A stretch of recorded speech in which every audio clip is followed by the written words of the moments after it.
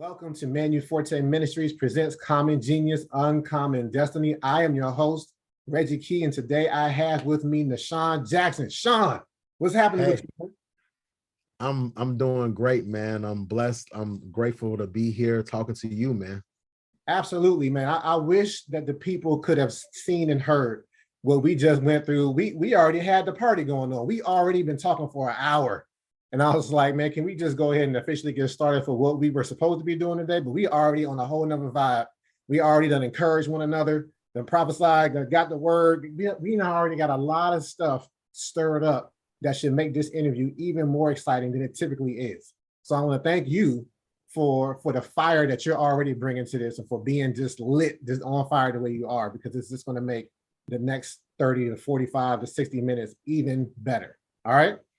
All right, man. Appreciate that. No problem, bro. So here we go. This might bring it down a notch a little bit, but we're going to jump it right back up. I have my first official question to jump off this interview for you, Nashon, and it's this. Do you consider yourself to be a genius?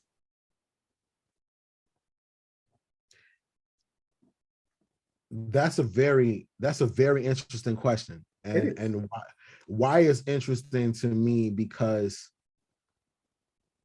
I do consider myself a genius, but I've also learned to be so humble and so tempted to hear me say that is it's weird. That's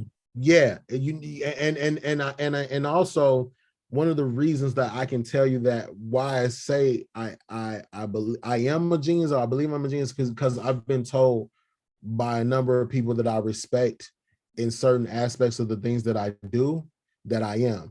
That I'm very unique, that I'm very different. Like, so yeah, Reggie. But I again, my level of humility, man, it's really hard to kind of confess that. But I think that that's also an issue that of just conditioning about that subject, man. But I would teeter on the side of saying yeah to a degree. Cool. Well, we're in a safe environment where you can say that, and I'm not going to judge you. I know one time. This pastor did this stuff. He tricked us, and I didn't appreciate it at all. He asked us in the middle of a service. He was like, "How many of us are truly humble?" And I'm like, "Well, yeah, I'm humble in the spirit." And I raised my hand. He was like, "Yeah, if you raise your hand, you're not humble, because how would you call you? You can't call out something yourself." I was like, "Why are you gonna like trick the people like that? Like, forget the people. Why are you tricking me though? Like, I'm." Thought you was cool. Gonna trick me. This is not that. This is not me being like, right, I got you. Like you said, you genius. You know, it's not. It's good.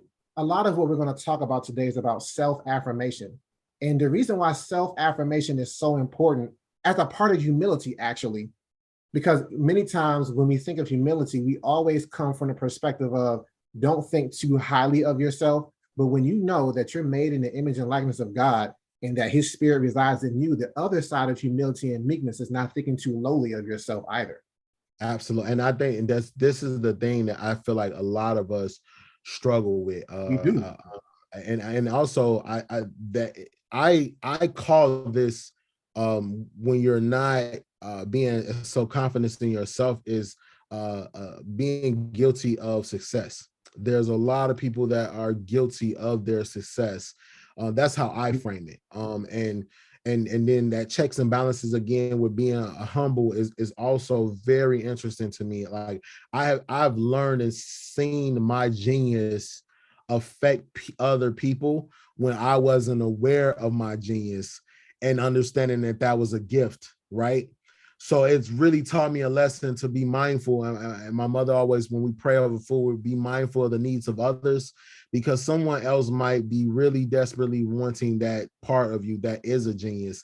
And if you're taking it so frivolously, you're not really paying attention to it, God will find a way to help you humble or see that, so to speak.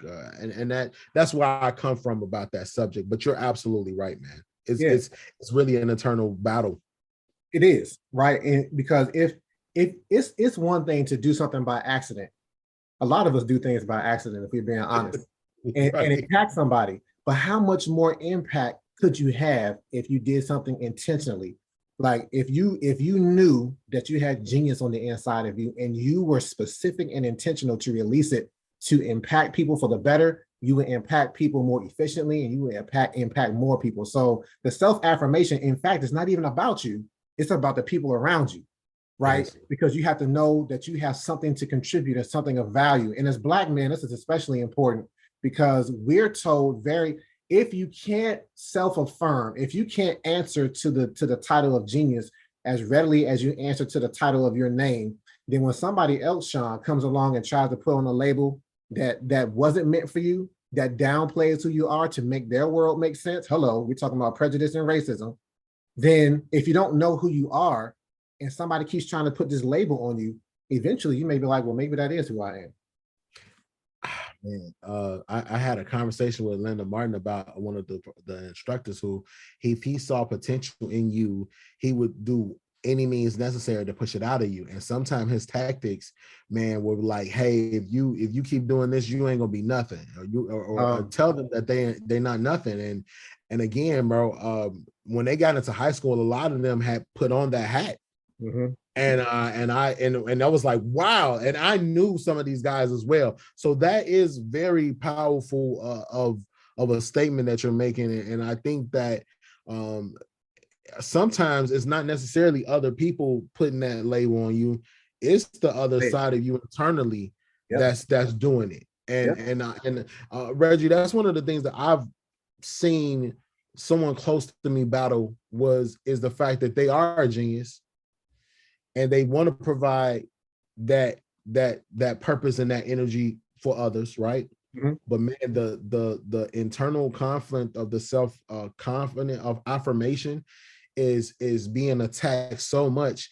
It's driving them insane because they've seen them do these things, but then when they're not doing these things, they're in a bad place, and nothing is stopping them besides them internally. It's a very important mental health issue that I come across.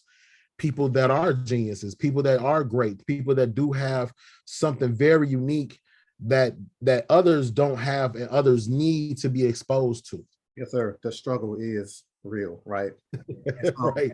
That's why I think the Lord put this on my heart to begin to see it around me, because what I see when I say this in workshops, I see dying genius all around me. And my job, I feel like, is to resuscitate, revitalize, and resurrect it with just the power of words, right? There's something that you said, you've said a lot. And I'm trying to pick up on everything. One thing that you said as it relates to your genius is you was like, I'm in specific things, I'm a genius. And that's very important to note, because genius doesn't mean that everything that you're meant to touch, everything that you're meant to understand and excel at everything. That's getting into hubris. That's getting into this place where you're like, one thing I say jokingly is, I don't know if we're a Looney Tunes fan, but I remember Wile E. Coyote, in the Road Runner. And sometimes Wile E. Coyote, in one episode, he pulled out this card and was like, Wile E. Coyote, super genius, right? And I'm not saying that you're supposed to walk around introducing it. We're not getting on some Kanye trip, right? We're not getting on this like, I'm gonna tell everybody that I'm this. And it's really like a mask to cover up their insecurity. It's just knowing enough to say, I'm not going to take anybody putting anything less on me than recognizing that I have something. I've been put on this planet with purpose. I've been put on this planet with destiny, and that genius is a part of it, right? And like I say, again, it's so important for us because people will try to misplace us in areas that rob us of our destiny, rob us of our purpose by downplaying what's on the inside of us. And it's, again, to get back to my point of you saying specific, one of my early guests down here, he said, hey, look, I got 0s and 9s. He said, the things that I'm good at are 9s. He said, I never rate myself at a 10 because then I'll get complacent. So I always know there's room to improve, but then I'm comfortable with my 0s too. Like, because I can't do everything. I wasn't meant to do everything. And in fact, when we all know what our 9s are, where you have a 9 and I have a 0, and I have a 0 and you have a 9, or vice versa, we come together and can do something with our 9s that we couldn't do individually. Absolutely. Those 9s are our geniuses. And so once we can pair together and be like, you're good at this and I'm good at this, let's do something that can't be done individually. That's when we begin to change the world and move the needle in the right direction. I agree. Like I said earlier, my company is called a Team to Wealth Network, right? Mm-hmm. A Team to Wealth was designed and created by my wife and I, because once she and I really began to partner up and understand the value of teamwork, man, it makes so much sense in how we operate with having, you know, that 9 and that 0. Because people that we work with, we teach people financial literacy and real estate investing. This is something that no one is out there teaching. You can't go to school to be a real estate investor or learn about real estate investing. You can go buy a house. You can go and be a real estate agent, but to learn how to be an investor is something that's not taught.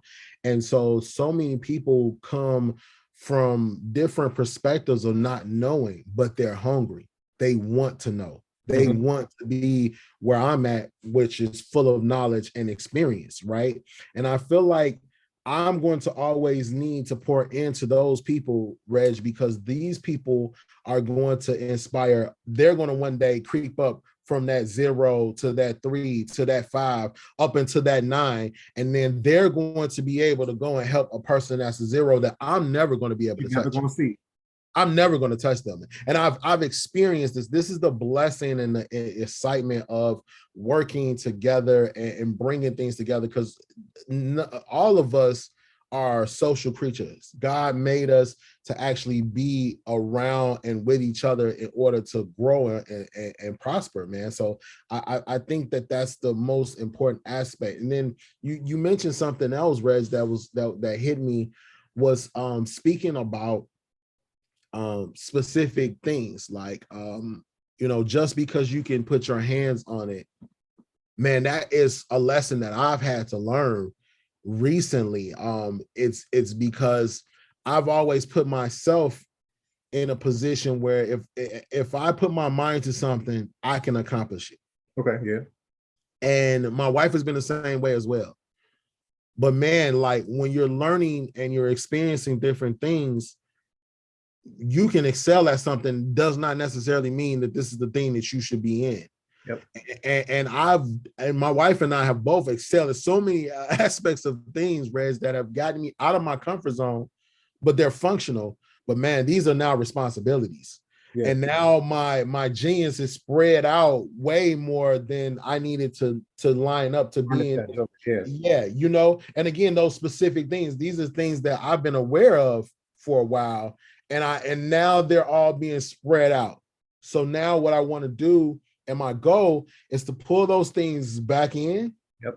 And then as I focus on the people that are the 0s and I'm at the 9, I can pour into those 0s. Those 0s are going to help the whole purpose and the whole equation spread out. And that's where a level of maturity that I've learned, man, about the humility, and also being focused on your genius, or focus on your purpose, or focus on who you are, instead of just spreading it out so much, man. It's a real struggle. That's why lasers are so powerful. Lasers aren't powerful because they can cover a wide range of things. Like, it's focused light onto a single point, and that single point focus can penetrate. And that's what your genius is about, right? And so it's one thing that it's two things that come to mind, two sayings based off of what you just said. One is, you know, the worst thing that you can do, I forgot who's attributed to this quote. The worst thing that you can do is to become successful at something that's not your purpose. Because you're outside of your element, you're successful at it because, you know, you can accomplish a lot if you put your mind to it. But the question becomes, and this is where you're now responsible and accountable to God, what did you design me to do? What's my purpose though? Because I can do a thing, but if it's not what you've anointed me to do, you've graced me to do, then I'm walking outside of your will in my life, and I'm not going to have this pairing of what you've created in me and what your will is, so that begins to, you know, the scriptures say that your gift will make room for you. Your gift will make room for you when that aligns, though, and a part of your gift manifests itself in your genius. The other saying actually was given to me when I moved down here. You know, I was attending a pastor's meeting, and I was letting them know, hey, this is my last meeting. I'm not going to be here anymore. And this woman came up to me and prophesied the shortest, most powerful thing that I've heard that keeps me focused when I come down here. She said, remember, when you move to the Carolinas, that the need is not the call. And I was like, oh, snap. Like, because she was like, you're going to encounter a lot of needs when you get down there, but not everything that you encounter as a need and people pulling you in this direction and saying, you know, hey, they're going to see something in you and they're going to want it to be applied to this and want it to be applied to this. But she was like, don't forget what your call is and know that every need that you encounter is not your call. Hey man, did you hug that lady after that, man? Oh man, don't even make me feel bad. No, I did not hug her. I was so in awe. My mouth was open. I was like, yo, what did you like? Wow. And I'm going to add this in so we can progress, but this is just so great. So as an entrepreneur, you know how this is. It's not an easy role, and being in that precision role is so challenging because you're basing your income. If you don't go out and work today, you're not going to eat. So you really have to be very focused. And what happens is while you're going and moving this way, there's a lot of needs that are around. Yeah. And I think that you get so they call it serial entrepreneurship. This is what they call it in the world. You're a serial entrepreneur. I think this is mad, even though I'll become one. Okay. Unfortunately, I'll become one. I think this is mad because there's no focus there again. And the call is like it's like that grandma's stew.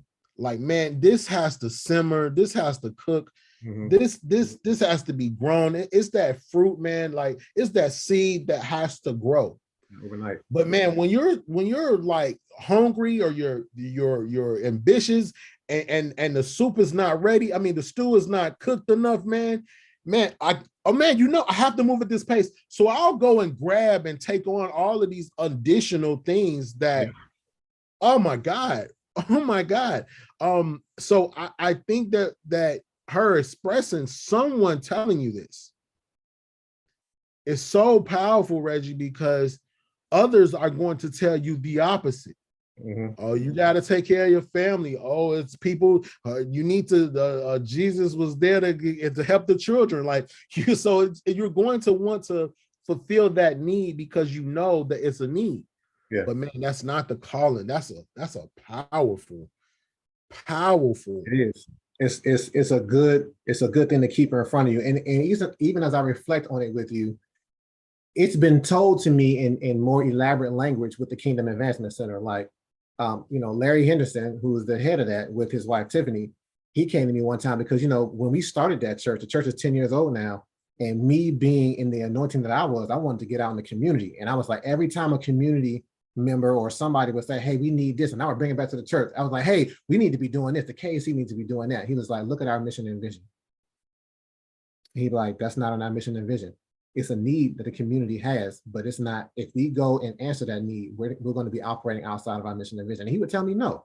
And I couldn't understand it in our infancy. I was like, I don't get that, man. Like, a need is a need, but I understand it now. Right. Yeah. And now when I have my businesses and I have my vision and mission, and somebody comes and asks me to do a thing, I check with my vision and mission first. And I'm like, that doesn't align with what we say we are supposed to be doing. So I got to say no and be comfortable with that, right? Because we as geniuses, we're not meant to touch everything. And if we begin to think that we should and have to touch everything, then now we're getting into a place where our head is getting big and our ego is leading versus being led by the Spirit. So I'm gonna throw this at you too, because this is one of the things that I've realized. Everybody does not have the heart, though, Reggie, to perceive the needs of others. I mentioned this earlier. My mom, God bless her soul, when we would pray over our food, and we pray over our food all the time, my mom's prayer was, and Lord, let us be mindful of the needs of others. It's been so powerful to me. That's one of the things that I stress when I teach people real estate investing. What is your goal? What happens when your needs are met? What happens when your cup is overflowing, like really overflowing? Like, really overflowing. Like, I ask people this all the time. What is your magic number? How much money do you need to make per month in order for you not to work anymore? And I mean everything. I mean kids, emergency funds, my fun factor, my traveling, whatever your lifestyle. How much is that money? Because if the Lord was to bless you, to receive that money every month, just like the manna falling from the clouds, right? If you receive that money every month, what would you do afterwards? Now, for a lot of people, they're going to associate that with more free time and all this other. No, you already have this now, because again, this is coming to you every month. You don't have to go and work to make money to take care of yourself or your family. It is coming into you. I believe, Reggie, that people are going to be able to really pursue their purpose and find their purpose and diligently work at their purpose, because they are no longer consumed with taking care of themselves. So that need that you see these communities have, you don't have to be the one to actually put your hands into it, but man, you can go and help the person that is. You can go and help that zero who definitely needs this confidence and this boost and this coaching and this guidance. You can just throw them that blessing for them to go and do it. I know so many people, Reggie, that want to start nonprofit organization. I'm not a nonprofit organization guy personally, right? But I've seen so many people that have been nonprofit and they want to do a service, but they don't have the knowledge or the resources or the knowledge to make it into fruition, to make that impact. Again, I don't want to make that impact. I want to make an impact by helping them make an impact, but I don't want to control it. I don't want to control it. They can glean from what you do, exactly, because it's away from my mission, right? My mission to go. But if my needs are met, how much more of an impact can I make on other people's lives and other people's organizations? And I've learned that I want to be able to help other people's organizations, not just individuals, because the organization is going to go and build out to the people. I mean, just think about what God did with Moses, man. He went to Moses because Moses is a person of the people. And Moses is getting in trouble because of his people, right? You know what I mean? So to go and help that person who has an organization, who has a group of people following them, I think is the greatest way to make that impact outside of your mission. But it only comes when you have your cup is overflowing. Yeah, man. Do you realize, Sean, that we have only gotten into the first question? Oh my God. This is so good though. This is so good. So much is being said beyond. We're overflowing. We're in an overflow state right now, matter of fact. So this is a bonus for everyone who's listening, including ourselves. So I love it. I'm gonna get to the second question though. I'm ready. So you've identified that you see yourself as a genius. All right. My next question is, because most people say no. And it's okay that you say yes. Like I tell people when they say no, that's fine. Tell people when they say yes, that's cool too.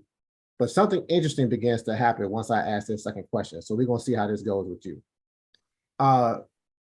Nashon, who is the first person, or what is the first name that comes to mind when you hear this word genius?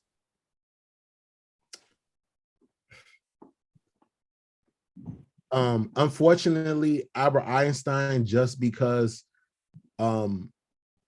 that's just the first word that I remember being associated with a genius.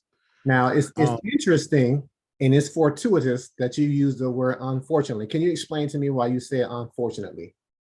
Because I have met more people that are geniuses that have been more of an impact on me than just what I'm associating the first word or the first name that comes to mind with genius. Yes. Does that make sense? Yes, that's exactly where we're going. I can name easily about 5 people that are geniuses to me that have actually made an impact in my life. And it immediately questioned, man, what am I a genius at?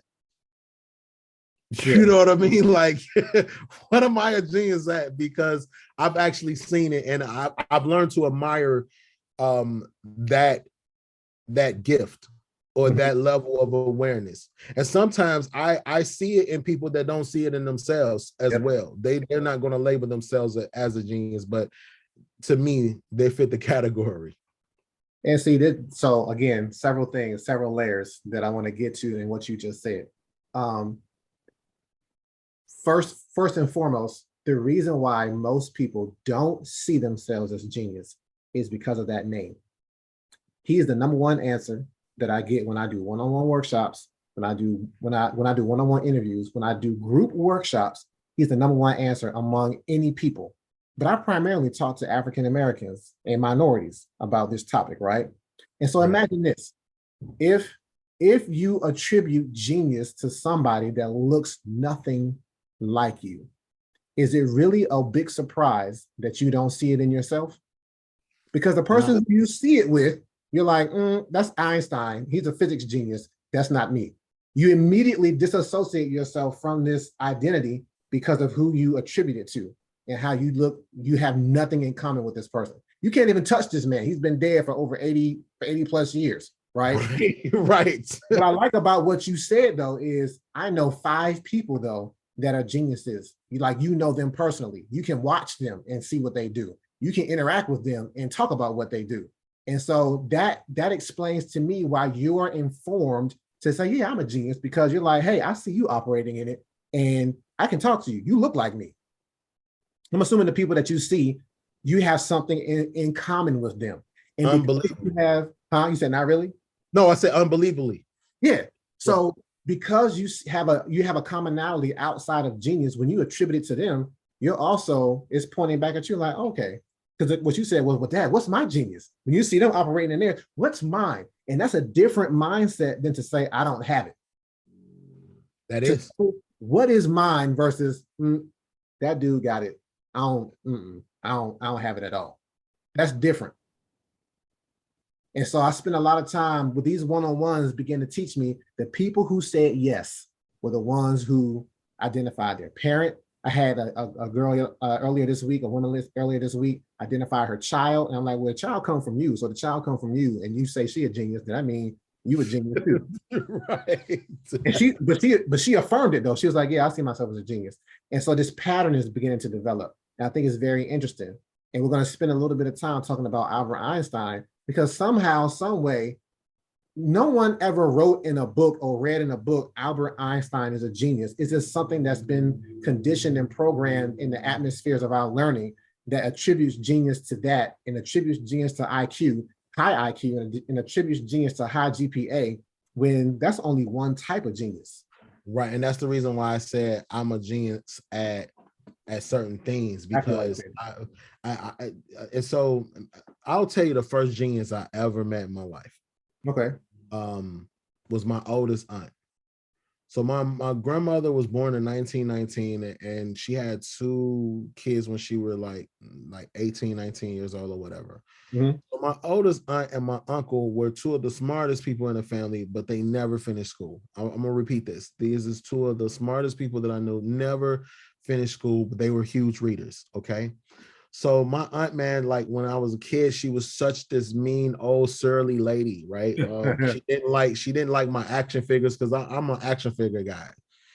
So as I got older, one day, man, I would always keep asking her tell her about my action figure. And one day she asked me about them. And then our whole relationship changed. Okay. Okay.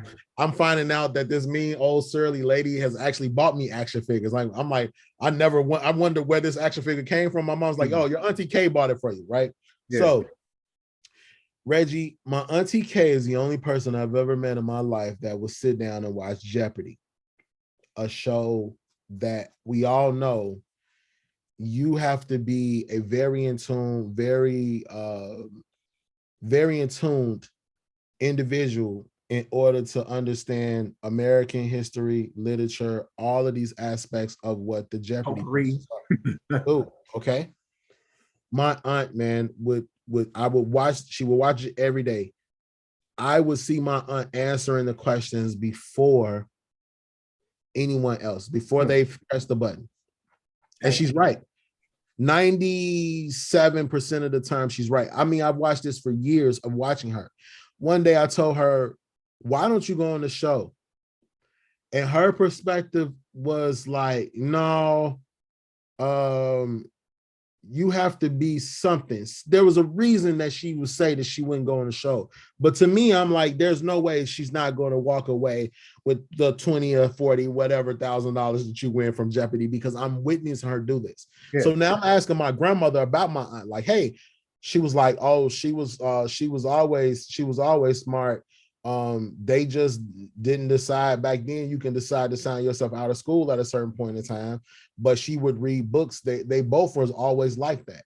Mm-hmm. And that was the first person I ever met, man. That to me, she's a genius, because no one I know could go and watch Jeopardy and be answering those questions. I learned to maybe get every 7 episodes, maybe one question right. Every 7 episodes, I'll get one question right. But my aunt was the first genius that I actually witnessed and saw. And she didn't have the stereotypical academic. No, not at all. And not only that, what you were just saying, she didn't have the internal concept that she was. Yeah. And then she was the first person, and it's funny enough, man, she passed away, God bless her, when I was graduating from 8th grade. This was the aunt who actually put confidence in me. I can honestly say this, like, she was the first person that actually instilled confidence in me. Mm-hmm. We used to watch television shows at night and talk about which shows was going to get canceled and why. Now, little did I know, as much as I, play with action figures, drew and comic books and all those other things, that was a very important lesson that I was learning, because she was expressing to me the flow of things, if it made sense, how would it affect other people. I witnessed that, man. So I've been fortunate enough to meet a number of geniuses, but she was the first exposure to a genius to me, because again, she didn't go to college or any of these places, man, but she knew the answers to Jeopardy, and no one knows those answers. What I mean? She instilled something in you that's very important, and she set a precedence that opened the door for you to say at the beginning, yeah, I'm a genius, because she broke that mold of genius has to be something that's academic, because you said she didn't finish school, right? Right. And so that's so important, to be able to make that association, or rather to make that disassociation from the two, so that you can see it in yourself, right? And you said exposure. It reminds me of this when I was in like 5th or 6th grade. And normally I don't talk about this because it's not about me, it's about you, but you said that word exposed, and it's a trigger for me. When I was in 5th grade, I took this gifted test, and they was like, yeah, he needs to be in talented and gifted, right? And so this is my first year in public school, and Sean, I had been tortured. I went from a private Christian school in 4th grade to this public school environment in 5th grade. I had creases in my jeans. I tucked in my shirt. Man, they torched me. They just lit me up. This is my neighborhood school. They just lit me up, right? But then I found out that I was going to be in another school. And between that time that I transferred in 6th grade to another school, and the time that I was in public school for the first time in 5th grade, I remember we did this trivia, Jeopardy. We did this trivia, right? And I answered this question, and it was like, oh, they were like, you're a genius. And I remember in 5th grade, I was like, no, I'm not. Don't. First of all, I was like, y'all gonna beat me up. So I was like, no, I'm not a genius. Please don't put that label on me. Don't let that get out of this classroom. But right. Here's what it was. Here's what happened. The question was this. It was trivia. It was like, what popular holiday do we sing Auld Lang Syne? That's German. It's spelled like AULDLANGSYNE, something like that, right? Mm-hmm. And I was like, New Year's Eve. They was like, who is this dude? And I was like, pause. Let me explain to you why I know that, so you can understand. Like, it's all about exposure. My parents had a programmable doorbell, A through Z. You could put different tunes on it, right? And I was geeked about this doorbell for some reason. But I was the only one that was interested in changing it from season to season, because I wanted to hear the Christmas songs in December and whatever else, right? So I was like, I'm gonna learn every one of these tunes from A to Z. So I would pull it. I was the shortest one in the house at the time. I would pull this chair over, stand on it, and then just play every tune. And then when I got down to like Z, it was like Auld Lang Syne. I'm like, what is that? But when I pressed it, I was like, oh, I know that. That's New Year's. Wow. Exposure. So that then when this random trivia came up, I'm like, oh, that's New Year's. And it's not genius. I wasn't born knowing that. And I was like, yo, I was just exposed to this doorbell. That's the only advantage that I have over you to notice. That doesn't make me a genius. And so I just wanted to put that out there because you mentioned this word exposure. And in fact, what I'm doing, exposing people, what we're doing, exposing people to this non-academic genius actually is giving them access to it in a way that I had to access to my doorbell. So here's my I got a quote for you. I want to see if you've heard this quote before. All right. Mm-hmm. This purportedly comes from Einstein, by the way. The Facebook checkers will say otherwise. I don't care. It's a great quote, whether it comes from Einstein or not. I got you. And it builds on what we're talking about. So listen to this. Let me know how it hits you. If you judge a fish by how well it can climb a tree, it'll spend its entire life thinking it's stupid.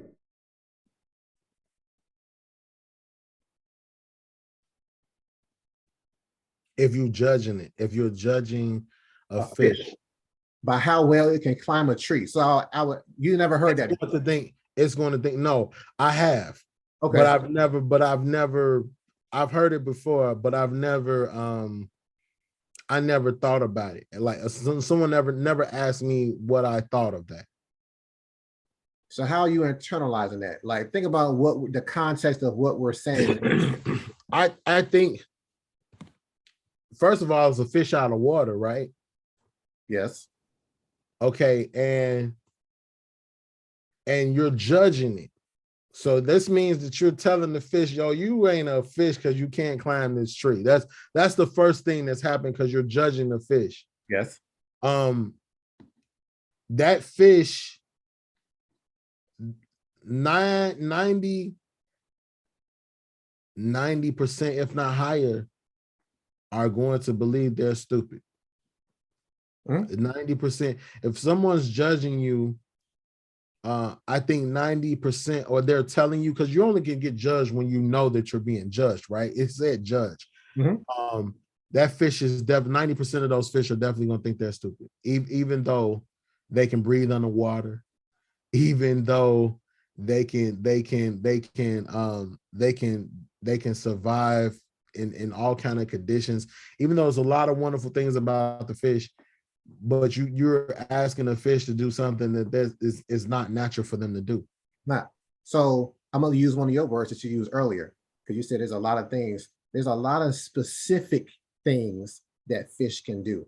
There are some 9s that a fish has, but there are some 0s that a fish has as well. One of those is air out of the water. Period. So, I joke with people all the time. I'm like, I know the past 3 years have been rough with the pandemic. We've seen a lot of things happen that we never thought we would see in our lifetime. But I'm telling you right now, Nashon, if I open my window right now and I see a fish climbing a tree, I know it's time to get off the planet. The planet is gone. That's not normal. Like, everybody knows that the element that a fish belongs in is water.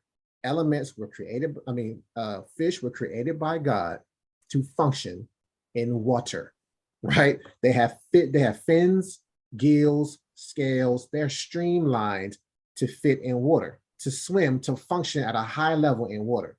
And so whoever is judging this fish has put a label on it that it can't achieve, but it's done it in such a way. I see this quote as so much more of a representation of a system than just an individual thing.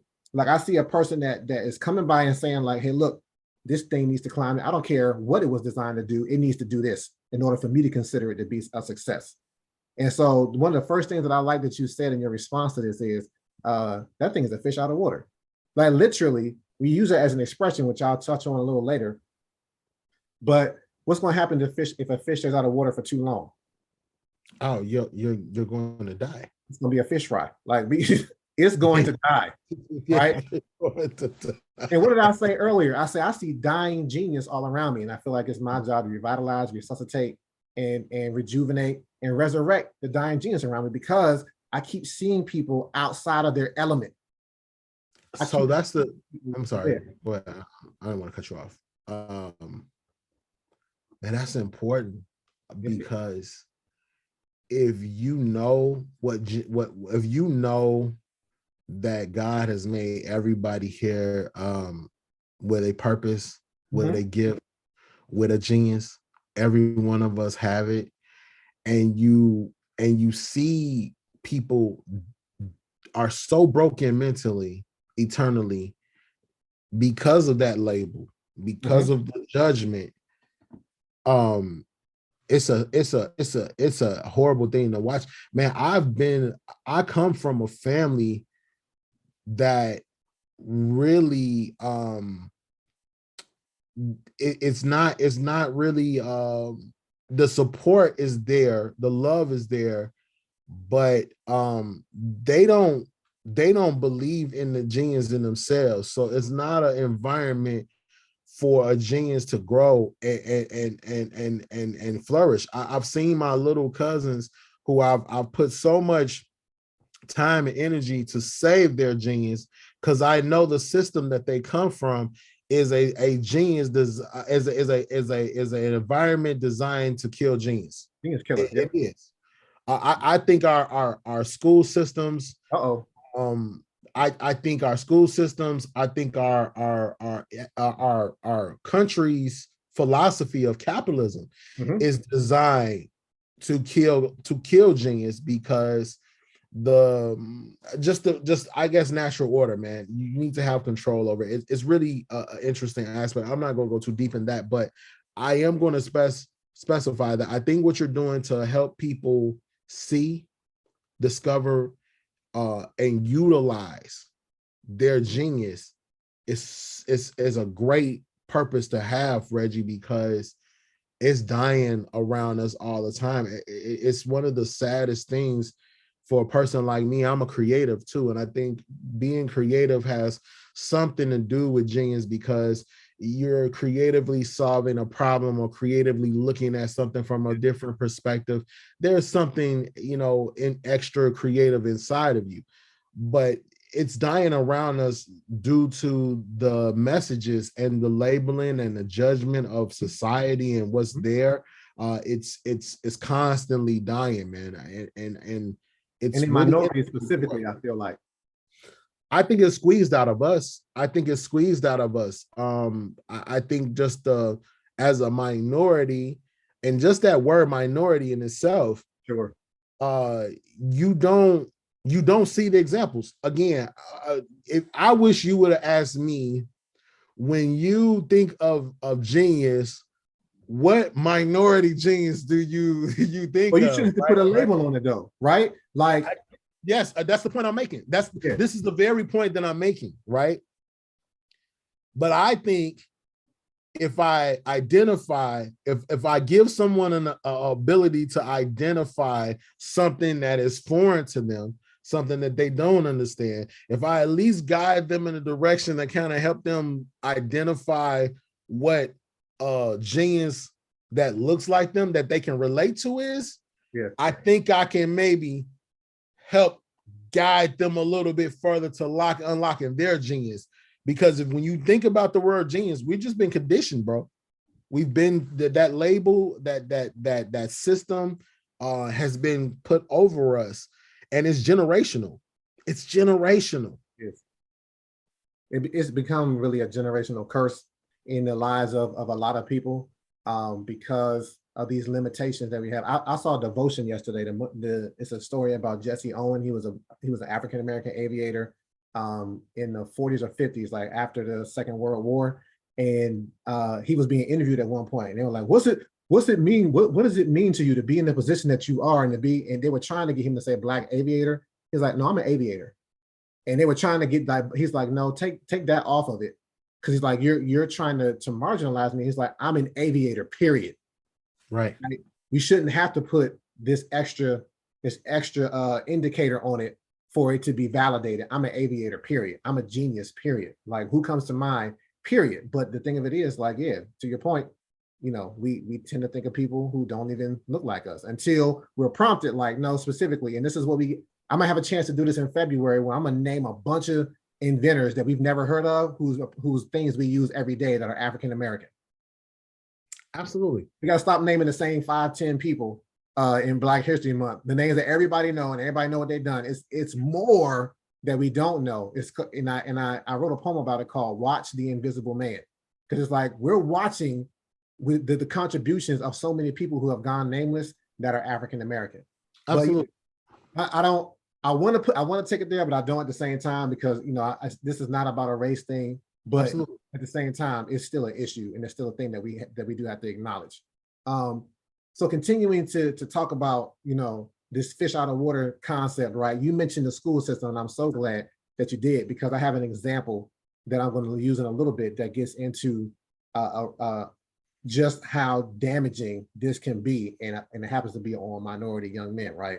So, in order for us to unpack what genius is and what God put on the inside of us, we got to explore how He gave it to me. He gave it to me in 3 components, right?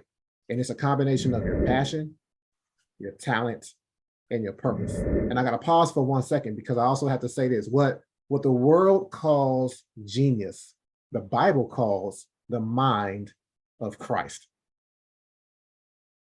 Okay. Okay. And so if you are a believer, this means that you're a part of the body of Christ, his church, his bride. Yes. Mm-hmm. Christ is the head of the church, and we are the many-membered body of Christ. Many members, meaning we have different functions, but one system that we all come together, zeros and nines come together and do a thing that we can't do individually. Then that means that we all as the body have access to the mind, because the mind is in constant communication. In order for me to even be talking to you, sitting in this chair without falling over, there's a lot of communication that has to be going on between my body and my brain, Right.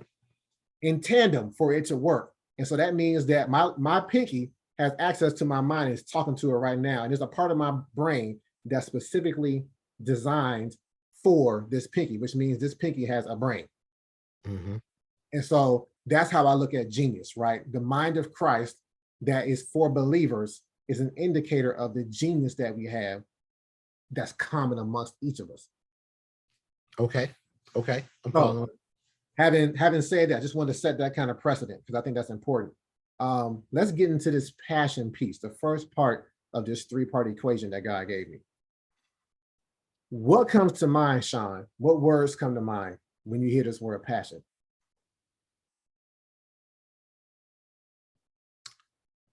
The first thing I come to is love. Yes. Okay. That's the first thing.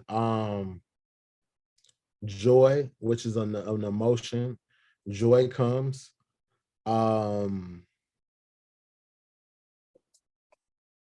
Hey, look, you can stop right there, bro, because this is you 2 for 2. There's one. There's another word that comes to passion that I've learned. Mhm. It's hidden. I want to describe a way to say that passion is something that is like a diamond. It has to be unearthed, because I come across so many people that tell me they don't have any passion. They don't have a passion. But I know that the first 2 things are definitely there. Does that make sense to you? Yeah, it does. It does. It's yeah. So you said hidden, like it's something that has to be mined, has to be dug out, it's within you, but it has to be. You to me, it has to be exposed. That's the word. Passion to me has to be exposed, Reggie, because again, there are very few people who operate out of passion. There are very few people who are aware of their own passion. And I think that's why what you're doing is so important to help people get this, because from my experience and being around a variety of people, man, they're not aware of their passion. Yeah. So it comes back to this word exposure. Okay, this is good. I've never had anybody, I've done this a lot of times. I've never had anybody say exposure, but it fits with what we're talking about. The number one answer, just like Einstein let me say this: love is to passion what Einstein is to genius. That's pretty much the number one answer. And this is another jumping point for me, or a launching pad for me though, because I'm going to actually take passion and put it on his ear. I'm going to go on the same spectrum of love, but I'm going to go to the opposite end of the spectrum. So on the opposite end of the spectrum where there's love, passion is really about, when it relates, as it relates to your genius, as God gave it to me, passion is actually about what you hate. Now I have a very okay. Oh, Reggie. Um, hate has been one of my best friends as an emotion growing up. Okay. It's been it is my wife doesn't like these words. Everybody I just don't associates like that hate. word. And man, everybody associates hate with such a negative, and I guess it can be, I guess, right? But Yeah, for the Lord, for the, you know, yeah. yeah, for the average person. But my God, hate is one of the greatest weapons that I used in that actually fueled my passion. So Okay. growing up, Pause. Pause. You mhm. used another word that's really important about passion, fuel. Go ahead. Yeah, I'm on it. Okay, I'm full of it, right? I'm full of passion, man. So I know about, okay, so Reg, like my dad was a great man, but succumbed to cocaine. Like the 80s epidemic with the crack cocaine was a legitimate thing that affected so many families. I mean, my dad was full of talent. He was the leader of the family. He actually got drafted twice to play Major League Baseball, but made a decision to stay at home to help his sister who had been drugged and became schizophrenic. Like, he made a lot of sacrifices. However, the crack cocaine took over my dad, and I did not know. My dad and my mom separated when I was 4. I learned that my father was on drugs when I was 8. Okay. And the realization of who I associated my dad with, and the disappointment he brought, and all of the different things made me hate him. Mm-hmm. Which my mom and my grandmother on my mother's side, oh my God, they did their best to try to prevent me from hating him. Sure. As I matured, let me start off. Let me express the hate. The hate, Reggie, was for me not to be like him.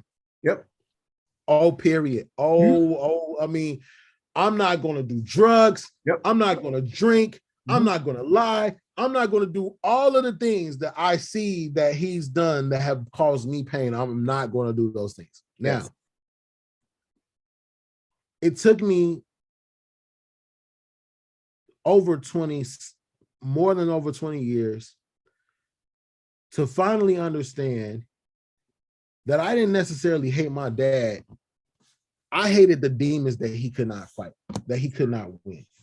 That was the moment that I realized. But again, going back to the other side of love and hate, I've been able to express this with my wife because she's a person who's been taught against hate. Yeah. Yeah. She's been taught not to hate anything, not to do this. And what that has caused her is the lack of fuel sometimes it takes in order for you to progress. In my mind, Mhm. in my mind, you need that emotion. That sometimes love to me is not going to be the only emotion that's going to be able to drive you. And I've realized this. And I don't know. I like to call the children of Israel people as an example of hate. Okay, like, there's no way when they were out in the desert, man, okay, that they was out there liking it, right? You know what I'm saying? It was just, there's no way. And they're 40 years. acting a fool. They're not without knowledge, okay? We got to always bless the children of Israel because they didn't have knowledge, right? But Right. there's no way they enjoyed that, right? Right. But it had to be something to kind of fuel them to continue to press forward, right? Yep. Yep. And I think that so many of us don't know how to use that emotion to Yeah. benefit us. Yeah. And that goes for, again, using all of this for my good. Mm-hmm. What was meant for Um, you? like poverty. I tell people all the time, if you hate being broke, if you hate being broke, that's a motivator for you to take action. Yes. Now, you might remain broke for a while after this, but again, you're taking action, you're moving forward. And passion is something that I think it takes both in order for you to truly operate, move, and be aware of your passion. Because I hate when I'm not doing my passion. I hate when I'm constantly trying to get back to it. Yeah. But then when I have it and I'm operating in my passion, oh man, and what a great place to be, man. Hey, I'm loving everything. I'm enjoying. Like, man, this must what God, this must what Jesus like when he was going and healing folks. He has to have yeah, felt this. You know what I mean? I'm in my lane. Hey, look, I'm in my element. This is the fish being put back in the water. It is. Passion It is. defines passion as it relates to the thing that you hate, helps you figure out your element. I agree 100% with what you're saying as it relates to tapping into your genius. But I can't take the credit for it. I read a book by this cat named Mike Murdoch, and the book was called The Assignment. Really simple book, but it opened me up because it was like, if you want to figure out what your God-given assignment is, you really have to focus on what you hate. Because there's a lot of, would you agree, Sean, that the world is broken, or at least that there are systems in the world that are broken? Yes. Yes. So 100%. when God looks out on the planet Earth, he sees its brokenness and it breaks his heart. And so he did something about it. He created a solution way back when he created Adam. Adam, you look like me. I'm gonna give you my authority. Bring this thing, this third rock from the sun, back into order. You're gonna see, I'm gonna grieve your heart with things that grieve my heart so that it'll catch your attention, you do something about it. And that's Wow. for all of mankind. And so, Sean, what grieves your heart doesn't grieve my heart, because I wasn't traumatized by the same things you were traumatized by. But that trauma that hit me though, I'm like, ooh, I don't like how that made me feel. And if I manage to survive it, then when I see it still functioning and operating in the world, I'm like, ooh, I hate that though. And I may begin to say things like, somebody should do something about that. And Looking if every around. time I see that thing, I'm like, I hate that. Somebody should do something about it. Guess what it's telling me? That somebody is me. Yeah. I get agitated because my friends are like, I'm not bothered by it. You're not bothered by that?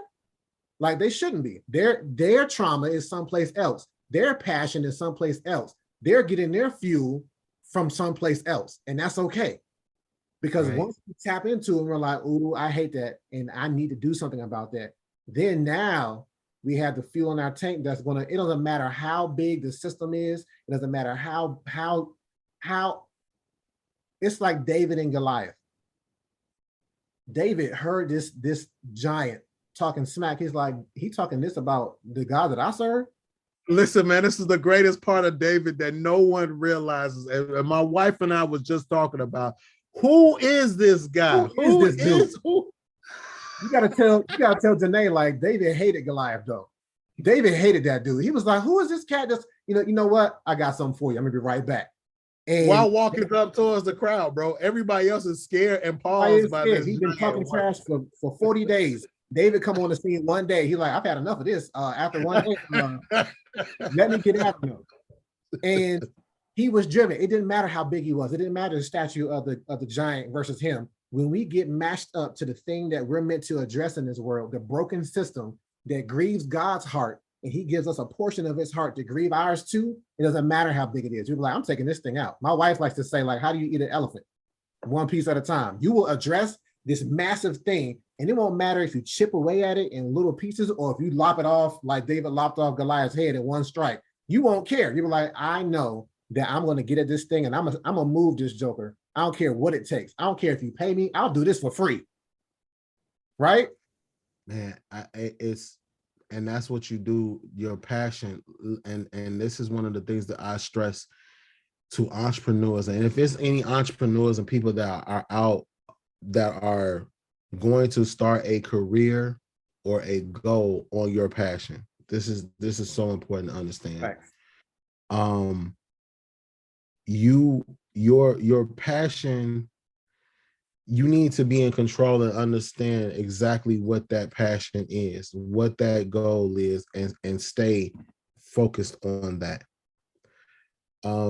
Because that fuel that you're going to need is going to drive you, and taking it one piece at a time is going to be the absolute best way to accomplish that goal. Because sometimes I think you get lost in who you are with your passion. You And can. I believe that that's really a thing, because you're starting to, the passion is running away with everything in your life, because you're no longer in control, because you're fueled by passion. One of the things that, Reggie, most people don't know, this is from my Star Wars people out there, okay? The Star Wars universe, right? The Jedi's rivals are the Sith. Yep. And the Sith have a much different philosophy of how they operate with using the Force. Mm-hmm. One of their slogans, I think the Sith slogan is my hate fuels my passion, or there's something where they're expressing of using their passion, right? Okay. And I think that as an entrepreneur, you want to make sure that you are understanding your passion, but you are aware of what that passion is. Because we still have to uncover the other three things, right? The other two things, because you said passion is one of them, right, Reggie? Yep. But I think that having a clear understanding of your passion, of what you love and what you hate, because that's the thing, Reg. When you mentioned this, you was like, yo, I got, like, y'all see this happening? How could this be happening? You're seeing something that God is broken in God's heart. The way you express that, man, is like, my God, Reggie, that is it. That is God putting that in me to feel this way about this particular thing. And that's the reason why I said, getting to a point, Reggie, when your cup is running over, to pour your energy or your resources to help fuel someone else's passion. Yeah, man, that's another way of embodying the body of Christ, man, because I think that that's the thing we need, is to help fuel other people's passions, man, because they're going to do it for free. They're going to do it regardless. It's never going to die in them. I mean, I remember trying to suppress my passions to do other things, and that passion just kept rooting back up like a weed. Yep. It's infectious. Once people see you operating in your element, like you said earlier, like, what's my genius? Like, what makes me get up and have a job that Sean has? What makes, man, what is it in me, right? It becomes an infectious type of thing. And it's so impactful, because there's a scripture in Genesis 50:20, and it says, what was meant for evil, God used for good. And there's no, we asked the question, well, how does God allow evil in the world? First of all, he didn't allow it. We allowed it, because he put us on the planet to do something about it. But we got overtaken by the sin that we were meant to it was meant to be our footstool, and we let it reign over us. So that's one thing. He doesn't allow it, we allow it, and he's going to come into agreement with whatever we come into agreement with, right? And then two, the thing of it is, he's such a master chess player that he's like, I know that they're going to succumb to this sin, but when they succumb to it, it's gonna inform them and bring them right back to my heart. Because now, once that sin begins to impact them and infect them, they're gonna get to a place where they're like, oh, I don't like this. Is there a better way to live? Yes, there is. Now show other people how to conquer this demon too, right? Overcome this so that you can overcome it for somebody else and show them how to do it. The season I'm going through now, and the season I've been through, Reggie, I told one of my best friends, I said, man, I don't see how this is benefiting me. However, I know for a fact this benefit others have told me that the pain and the suffering that I've went through in this last like 3 years, bro, has benefited others. Yeah. Has absolutely benefited others. And I'm aware of it, Reggie. I'm so aware. I'm like, Lord, what is this? Like, what is this? But I think that it's a blessing when God chooses you to be a living sacrifice. People don't really understand what that means, man, because you're sometimes going to be the only person in that whole crowd that's like, shouldn't somebody do this? Sometimes you're going to be the only person that has the will to pursue that passion where you don't let it die. You don't see an injustice. You don't see something that's paining you, and you just never, you just let you kill it. Like the genius is dying. It's a lot of people out there that's also designed to kill people's passion, bro.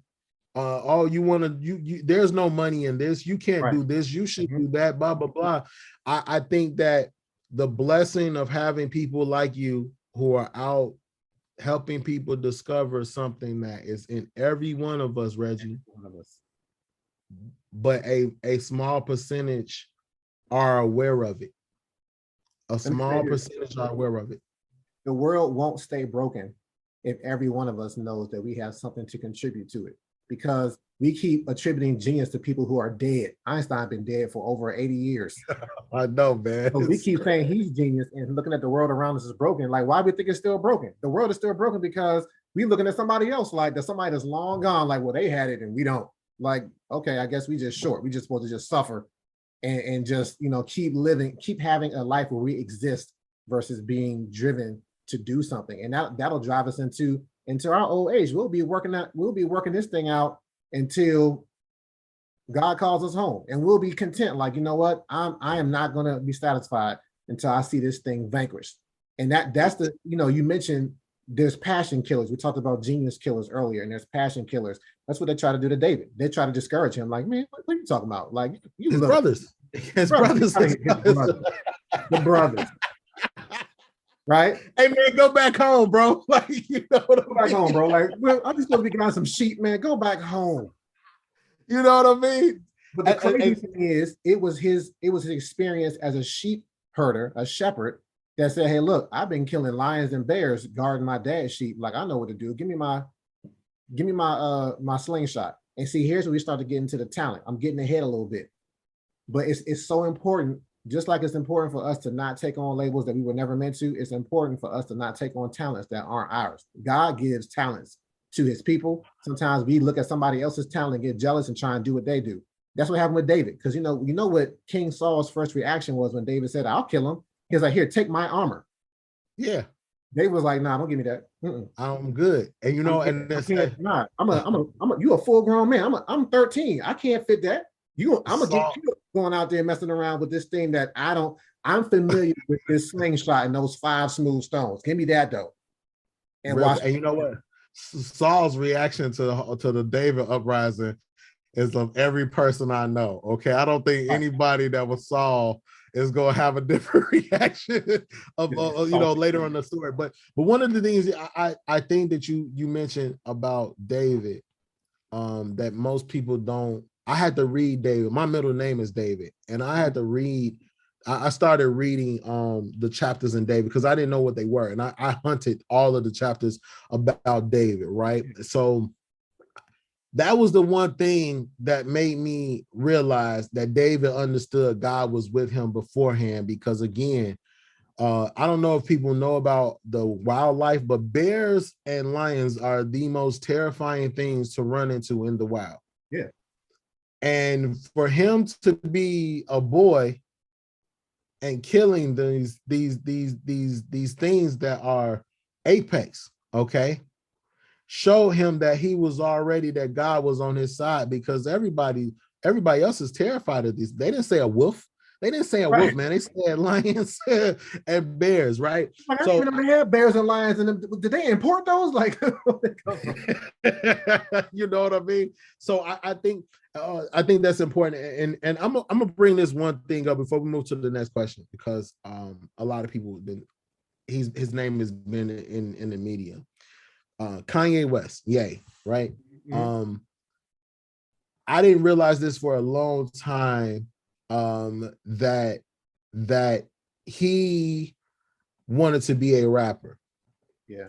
But his talent that everybody else labeled him at was as a producer, as a music producer. Mm-hmm. And for a long time, no one wanted to give him an opportunity to rap. And he would always make sure at any interview and anything else that they would label him as a rapper. He would never let them call him anything else but a rapper until he became a rapper. Now, when you talk to people now, about him, and when they introduce him, they always want to call him a musical genius. Yeah. They're labeling him and they putting him in a place of saying that he's only a genius in with music. But in the last 10 years, if I'm aware of, Kanye decided to go into another passion of his, which was fashion. And his introduction to that was again subject to labeling him again, of not giving him the deals and giving him the opportunities that a person that he's worked for his image to be able to do, right? Mhm. And then he started to get the higher ups began to put their agenda on and their label on him. He's one of the greatest individuals that I've seen come out of our community in a very long time, in regards to someone who understands and has an unbelievable relationship with God. Kanye West is a one person who understands that he is supposed to been or would have been dead. He's definitely met the Father before his success even came. So a lot of his free walks and how he's expressed himself and things that he's done has been after the fact that he's known that God has been walking with him and on his side. I love the fact that after going through so many different things that he's went and speaks highly of God. I've never seen a person in his influence on camera, no matter who he's talking to, bringing up the Father. I say this to say that what he's now exposing to our people, because when I talk to people that have known Kanye West when he was in Chicago, he's always been a person that also been wanting to provide value to other people. Mm-hmm. And you're not going to see that from the media or make it be known, but he's always been a person that has tried to help empower and influence his culture in the right way. And so, man, I love the fact that he is going to be the one in our generation. He's kind of going to be like the OJ of our generation, man, of being able to rebound from what the superiors and uppers have been trying to label him as. He's going to be the one that shows us, hey, you can do this. Yeah, it's okay that Jay-Z and all the rest of these guys have been entertainers and they've made up a company, but none of them are representing the God like that. None of them are speaking out and telling us things that that our people should be aware of. And I bring this up because they only call him a musical genius. I think the things that boy has as a talent, he's a genius, period. It's not just a musical genius. I think he's a genius because after that car accident, he met and understood and have a relationship with God that very few people will have, because very few people have been in a situation where their life could have been taken in front of them, man. Do you know what I mean by that? Yeah, I know what you mean. So I wanted to take that time just to express that, because I haven't seen anyone in a very long time of his influence really go and inject God and give his life to Christ and produce music that has the Holy Spirit all over it, man. It's an amazing transformation, and we need more of our entertainers, the people that have influenced the musicians, to press and put positive energy and more aware factors of what's happening to our people and who we are, identifying who we are to bring out the geniuses of who we are. The youth right now see rappers and entertainers, man. They think that they have to rap about these particular things or do these particular things in order for them to label themselves as a genius. I enjoy the aspect of having someone trying to awaken our people, but also seeing how they're labeling him so that we cannot listen to what he's saying, but label him as well. And I think that that's important to be able to realize when it comes to a genius that is attempting to go and awaken other geniuses. Yeah, I mean, I'm glad you brought up Ye, because I was thinking about Tupac earlier when you mentioned, it's possible to be overtaken by your passion. If we talk about passion being a fuel in the tank, it's possible to flood your engine, right? It's possible to flood your engine and then now you're stalled. And I believe that's what happened with Tupac. Tupac got overtaken by his passion and it cost him his life. Tupac lost his identity because despite how he grew up in Baltimore, Maryland. He was not from the West Coast. He grew up in the performing arts, right? He grew up learning ballet with Jada Pinkett. He grew up learning poetry, and that began to express itself in his music. And he had a passion and a heart for the people. But then one encounter in the West Coast, I believe, changed his life. And Shock G talked about this before he passed away. Shock G would cry about how he was like, the Tupac that I saw at the end of his life, I didn't recognize him from the Tupac that was working with Digital Underground when he first moved out to the West Coast. And what I know to have happened to him is he moved out to the West Coast, got racially profiled, pulled over by the police and beaten. And they treated him like a thug. And from that point on, his life changed. He said, all right, I see what's happening. Y'all want to treat me like a thug, I'm gonna act like a thug. But it was never his true identity. He took on that label to perpetuate, to try to get to his mission and vision, but taking on that label of I'm a thug cost him his life because that wasn't his true thing. And I tell people all the time, if you walk in anything less than who God has labeled you to be, that's a form of death. You're the living dead. If you start taking on a purpose that wasn't yours, that is death. That is a form of death, right?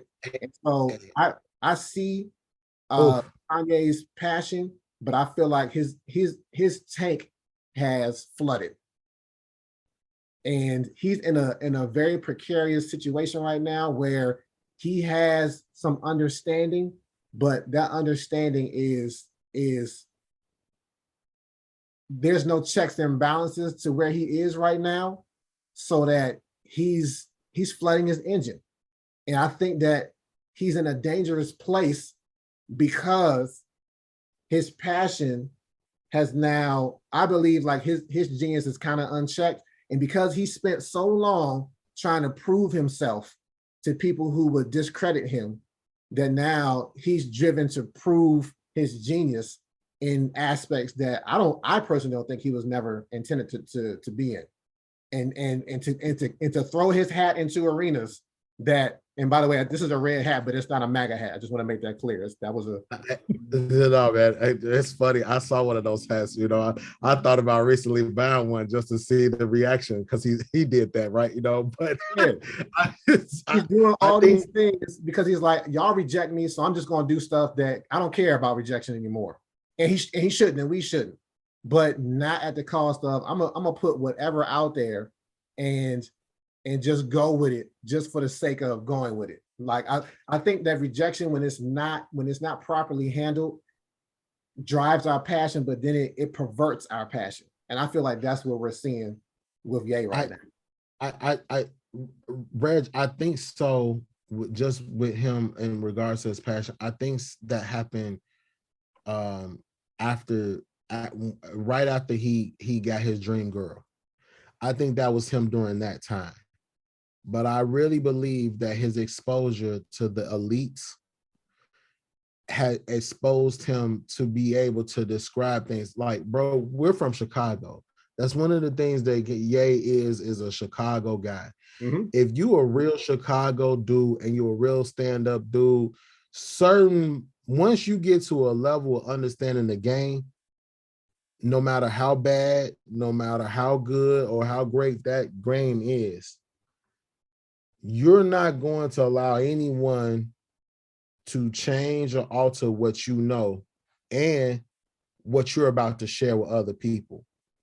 I think a lot of other aspects of him is subject to, again, what he's experienced, but some of the things that he's exposed recently about the Jews, about that aspect of it, who we are as a people, I believe that is a step forward, because in retrospect, Reggie, I think that us as African Americans, as some of the first people, as again, and not to get into the whole race aspect of things, I'm not going there, but there has been an agenda for our community to be the fish.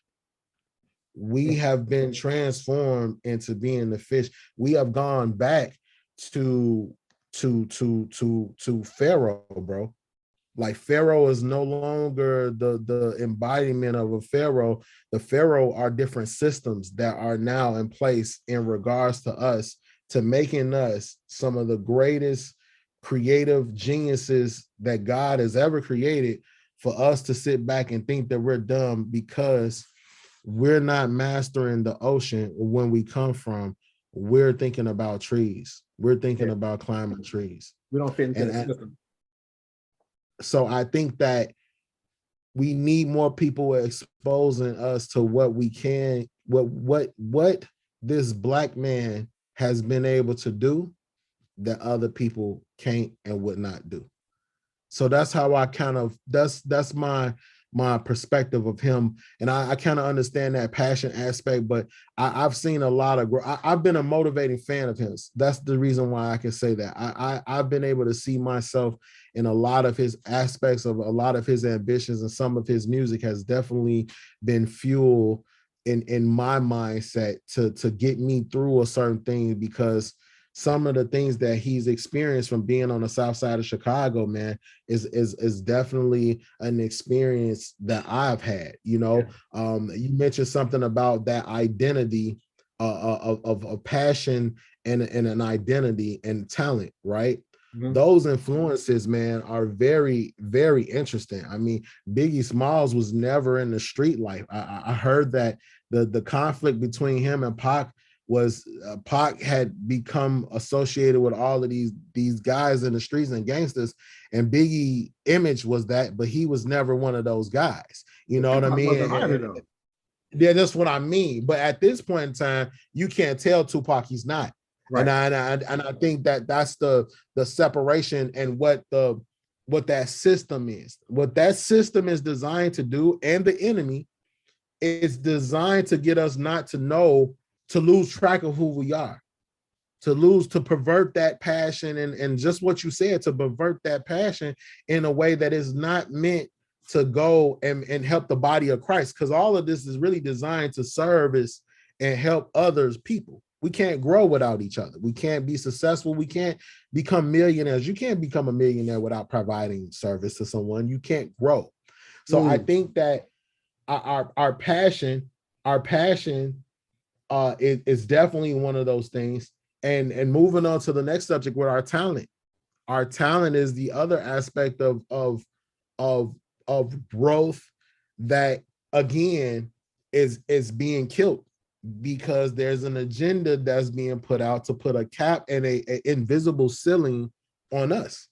Yeah, I talked to this. We had this conference a couple of weeks ago when William Beckton was there. He made the song "Be Encouraged," and he operated. He had a massive amount of success in the gospel music when that song came out, and then he went silent for 25 years. And he was like, "I've seen some things in this system," and he was like, the God-given talent that you have," he's like, "if you don't put it in the system a certain way, it's not going to respond to you." He's like, "How do we let the system dictate how we give praise and honor to God who gave us our talent? But people are doing it, acquiescing to the system for the sake of the success that it breeds when you do it a certain way." And he's like, "I'm not about that anymore. He's a whistleblower now. He's like, "I'm gonna tell y'all how the system is broken and how gospel artists are compliant with it and stifling the spirit of God in the music that's supposed to house him." And he was on off. And I think that's the thing that I find the media and some form of envy and miscommunication that people are seeing from Ye right now, man. We need to be listening to what he's expressing. He's been doing it in his music for the last couple of albums. The last couple of albums have not been about the same things that he were talking about when he was younger, man. He's talking about blood on the leaves. He's talking about he's talking about, yo, y'all putting these contracts in front of us and y'all know we don't read. Like it's these aspects of things that he's been exposing over a time that, again, man, people of power, they don't go back and free the slave. I want you to think about what happens if Moses took all those things that God told him and ran with it himself, right? Like if he didn't go back to go and tell the people, if he didn't go back and obey, like I think about Joshua, bro. Like there's been times and places where God gives someone a message to send out, and I'm getting into Isaiah, man. You get a lesson or a message to get out, and do you obey that lesson when you get into feedback and no one wants to listen to you? Yeah, they kill. Didn't Moses tell? Yeah, didn't Moses tell God what happens if they don't listen to me? Right? God had to give him an example of what I'm going to do, whether they listen to you or not. Right? I think that it's important for us to start paying attention to the people that have been influenced and successful, millionaires, billionaires that have seen the system, use the system. When they start snitching, right? That's the word, right? When they start telling what they have experienced and what they've seen, we need to believe them, because we're never going to be in that position. God put them in that position to tell us. Yeah, these just like for like you mentioned, like, there's an enemy and there's a pharaoh, right? These are principalities. Like the Ephesians 6:12 says, we wrestle not against flesh and blood. So the minute we start trying to blame an ethnic group or blame a particular people, we're off. We wrestle not against flesh and blood, but against principalities, against powers, against spiritual rulers, and against the rulers of the darkness of this world, against spiritual wickedness in high places. Those are the things that are behind the systems that are trying to pervert the talent of God, pervert the passion of God, pervert and block out the genius of God to keep the status quo, to keep things as they are. I like that you pulled in Moses, because Moses gets me to the talent piece, right? And I'm gonna go back to David as well. So once we figure out what it is that we're meant to address in the world that we hate, that drives our passion, that brokenness should cause us to look for a tool, the right tool to fix what's broken. And I'm gonna fast forward to the last part. Our purpose in life is to figure out what our God-given talent is and to use it as a tool to address the thing that's broken, that drives the hate of our passion, right? Once we do that, we unlock our genius, right? So David knew his talent. He was like, look, give me my slingshot. Don't give me Saul's talent. Give me my slingshot. I'm gonna address my passion quickly. And he dispatched that giant with the quickness. Moses had a different reaction to his talent. And this is what we have to talk about for a brief moment. A lot of times, just like how you say, like, some people don't know, like, I don't have a passion. I'm sure you heard people say, I don't have a talent either. First of all, talent is generational. God didn't just pop your talent up and you out of nowhere. It was planted in your father, your grandfather, and your great-grandfather. It was been there this whole time. And it's something that you probably just see as an everyday common thing. Moses, when God said, you're going to go deliver my people, Moses had all the excuses in the world, like, I'm a stutterer. And he's like, who made your mouth, dude? And he kept talking. He's like, all right, I'm going to send you your brother. He kept talking. He was like, God was all right, man, what's that in your hand? He's like, it's my staff. Oh, okay. Put it on the ground. Turn it into a snake. Pick it up by the tail. Turn it back into a rod. You have everything in your hand already to do what it is that I've called you to do. And that's how we see our talent. Our talent is what we already possess, and we need to use it as a tool to address and apply towards the thing that we hate, so that we can begin to fix the things in the world that are traumatized us. And so we've been talking generically about this for a while, but I want to end this. I want to land this plane by asking you specifically, Sean, like, what is the thing that you hate, and what is your talent? You mentioned it already. You mentioned, and you probably have several. I have several things that I hate, but one thing that I heard you mention already is the epidemic, the what do we call this? The plague of drug abuse in the community, because that traumatized you as a young man, right? That's one thing. Right, but it was so it to me, it's generational poverty. Yep. I hate generational poverty. I can see that. The poverty, the drugs I learned was my dad's escape from his reality. Yeah. And as a man that has gone through a lot of trials and tribulations and disappointments and fear of being the leader and not knowing which way to go, knowing other people is there, I'm a person that I'm just going to hold still, I might retreat for a little while, but I'm not going to succumb to what he succumbed to. Mm-hmm. And then my wife has dealt with generational poverty that's affecting her currently, even though she has broken so many of those things. Yes. So I really hate generational poverty, Reggie. I hate that more than anything else. And another aspect of that is I hate wasted potential. Mm-hmm. I told my mom and my dad, like, I was a very interesting kid, man, to be around, because I saw the best in them and reminded them of what I felt like they could have been. Sure. With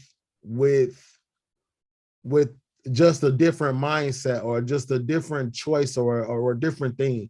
And I used to hurt them, man. And I realized later on, they would always come back to let me know, to show me how I've exceeded them. Mm-hmm. The last thing my dad told me, Reggie, before he passed away, and my dad passed 45 days away from my mama, man. It was crazy. Last thing my dad told me, he said, Sean, I want to let you know that you have surpassed every expectation that your mom and I had for you when you were born. When you were born, you have surpassed every the expectations.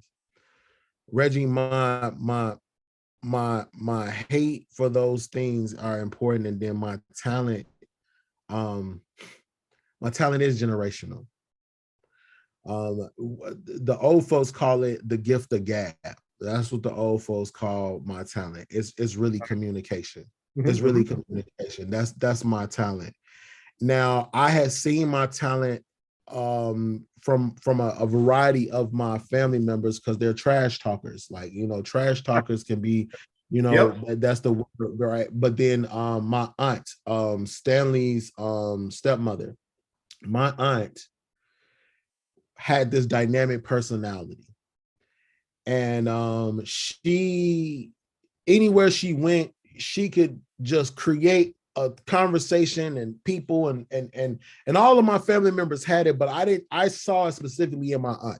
Okay. My aunt would be the person that we go shopping, and she's gonna buy everybody's stuff, so everybody's happy to go shopping with Anger, right? Mm-hmm. But Lord Jesus, if Anger runs into somebody that she knows, or she's talking to the sales clerk or whatever, Right, man, yeah. this is turned into an additional 20-30 minute trip. Okay. Yep. My auntie told me, not the same one, a different auntie told me, she said, Sean, I'm proud of you, because you have learned how to use the family's talent to take care of yourself. Yeah. Like, you've learned how to use that talent to take care of yourself. And it sometimes confuses me. My talent kind of gets me in trouble sometimes mentally, because I associate my talent for who I am, and it's not really who I am. It is something that I can do. Yes. But that talent of communication is my tool, Reggie. Hearing you connect these things, no one has ever sat down with me to connect these things. I've been aware of these things and I use these things, but connecting them directly has been a very awesome experience, man, because I use my communication to teach people about generational wealth. You do. That's the complete opposite. That's the complete opposite of what I hate. I realized that a lot of times in our families and what is going on, why the genius is being killed, or why the passion is being killed out of poverty. Yep. When I sit down and have a consultation with someone that wants to learn real estate investing, Reggie, I'm not just going to sell them a real estate education and teach them just because I can make money. I don't care about that. Right. I'm going to go and ask that person, what are you going to do after you get the money? Mm-hmm. Why am I asking them this, Reggie? Because the money is only going to enable you to be more of who you are. Exactly. So if you are a person that your cup is running over, how many other people are you going to line up so your overflow is going into them? How many are you going to line up? Where are you going to go? Like Jesus, my funniest, one of the funniest stories to me about Jesus is the what was the lady? She was not of our religion. I can't think. She's a Samaritan. The Mhm. Samaritan woman. I think it's about the Seraphonician. Some people say just say Greek and just in general. Okay. When he asked her, when she asked to come heal, and he's like, "Nope, I'm not going to heal you. I need to go to the people, to the chosen people first." And she was like, "Well, Yo, even the dogs get the scraps." Is that the one? bro. Yes. Yeah, Okay. Listen. Okay. Jesus called her a dog. He brung it in there. He said it subtly. A man, he's not supposed to give take from the children, right?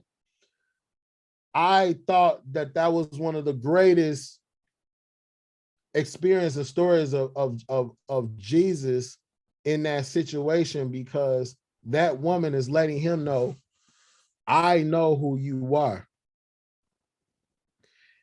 You can give to me from your overflow, because I'm asking for scraps. there it is. I'm not asking for your meal. I'm asking for your overflow. He was compelled to obey because he has to fulfill his purpose of what his purpose and his passion is, right? Because his talent is really a carpenter, right? That was Jesus's, that was his talent. Because everybody can't be a carpenter.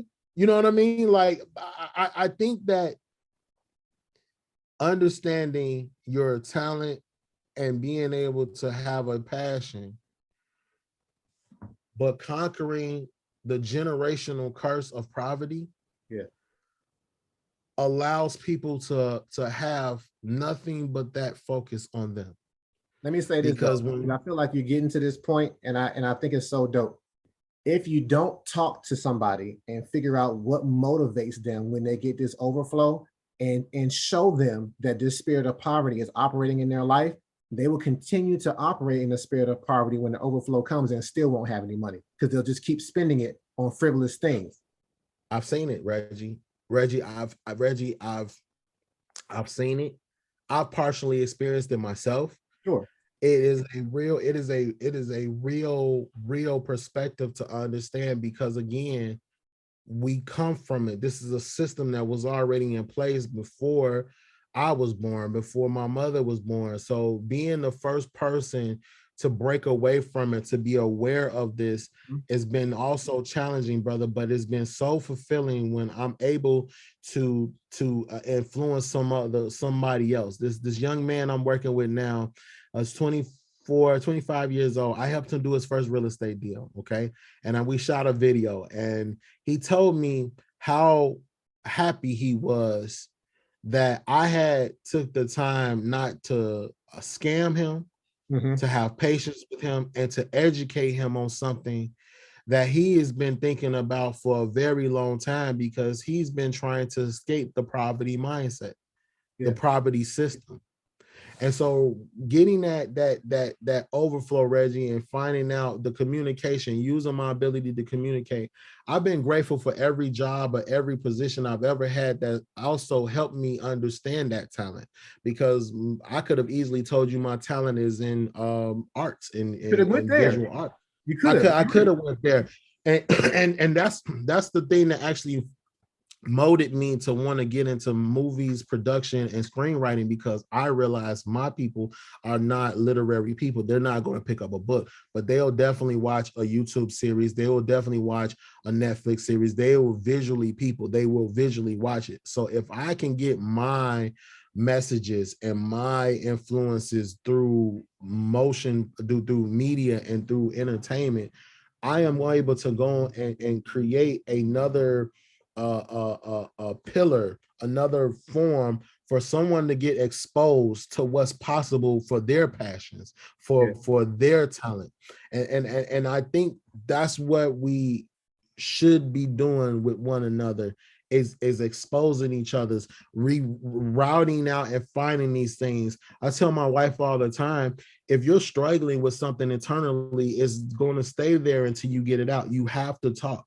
I realized that when it comes to praying, if you're mentally praying and you're thinking these things, all of that is well and good. You have it in your heart, you have it in your thought, but it does not work until you have opened it and said it.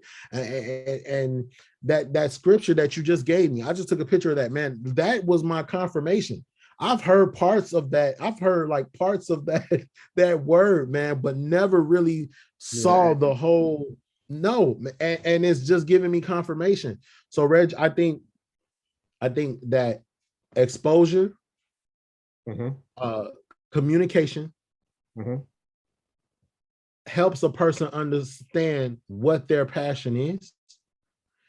And then understanding their talent is one of the things that people are alluded to. But I always tell people this: what is something that someone has complimented you on that's not physical? Yeah. Have you ever gotten a compliment? You didn't got a compliment from some. I don't want to hear anyone say they ain't never got a compliment before. Somebody's giving you a compliment, and they're like, "Yeah, it's in this," or "Hey, I like this," or "I enjoy this," and "I can do this." Some people don't know what the definition of talent is, just like what you said about genius. They can't associate that with what they do. They can only associate that with something that has been labeled to them. Oh, you're a fish. Oh, you know what? A talent is if you can climb a tree. This is a talent. So they don't really understand and have a concept of what their talent and what they get that talent can be. I was able to discover my talent from the fact that all of my relatives, my mom is the youngest of 9. All of my relatives, my aunts and my uncles would be talking to me about grown adult situations.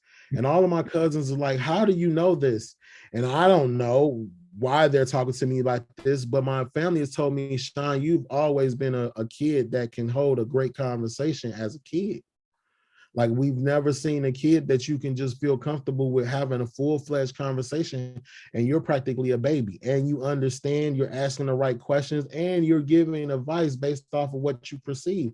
We've never seen this. I got an uncle that stutters, right? And his wife made this joke because we went to we all went out of town and we went to breakfast together, Reggie, right? And we're at breakfast and she's accustomed to little kid talk. But I'm not having little kid conversations with them. We're having a meaningful conversation. So later on, because again, my uncle's he stutters. She tells him, she says, "Hey, who is that kid related to? Because he's speaking the King's English. Like, who is that kid related to?" Because of my communication skills. And she was the first person that complimented me on my communication skills. Gotcha. And then I would get into jobs where, Reggie, everybody hates that girl. Don't go talk to that girl. No one likes that girl. Man, Sean and went and had a conversation with this girl, and she and I then became good friends because I've been able to communicate with her. I've been in situations where, I've had conversations with racist people. Like, "Man, Sean, you are not what I thought you were. Hey, man, neither are you." Right? It's been a blessing. And then my last job was at DeVry University, where I was an admissions advisor. And it was very interesting because they are telling me it was a customer service job, but in reality, it was a sales job. I didn't know this. And I struggled. Yeah, right. I didn't know this. And I struggled with the sales aspect of it because I'm not a salesman. Yeah. And they were telling us, "Hey, Reggie, you just want to have a meaningful, purposeful conversation. And if they want to roll, we can help them." Man, as soon as that manager left, another manager was like, "Hey, listen, this is about this." Right. So we're like, "Oh, okay." But I was able to use my communication and be persistent and relentless to getting better at my craft, because I'm like, man, I'm a great communicator. Why am I sucking at this job? It took another man to see my talent, to get me on his team, to instruct me on how to use my talent. And I grew, I got better, all kind of accolades. That guy came to me one day and said, "Listen, Nashon, I have to tell you this." It's like, "Man, I was a football player that stuttered, and I've become one of the highest paid managers here in communications. But I have never seen a person, you are a natural conversationalist." He was like, this is natural. You naturally do these things. You naturally compliment people. You naturally are in tune with people. This is something that's natural. I've never seen this before. Reggie, that's when became clear to me that my communication, my power, my talent was not just based off of my art or what I ran to identify me as talented Sure. or as a genius. It's been my ability to communicate, man, and break down barriers and help other people connect the dots in order for them to grow in their own confidence. That is what my purpose has been, is empowering people, man, through communication and through financial literacy, because I hate that the generational poverty has broken and has killed so much talent that they're forced to go to other means to make ends meet instead of following their talent and grooming their talent and growing their talent. And their parents can't groom their talent, can't groom their passion. They can't go and allow their kids to experiment like how your kids are growing in different things, because they can't afford these programs. They don't know where to go and get their child in these things, man. And I'm determined to be able to create an environment and a system of a body of people, bro, that can educate others about fighting this battle of generational poverty. Yeah, we've talked about a couple of different things. We're gonna close out and end here in a little bit, but I wanna highlight two things. You talked about genius killers, passion killers, and now I want to identify another killer, because poverty is an opportunity killer. And I brought you on this show because I knew that your team to wealth was your genius. And I just needed you to hear it.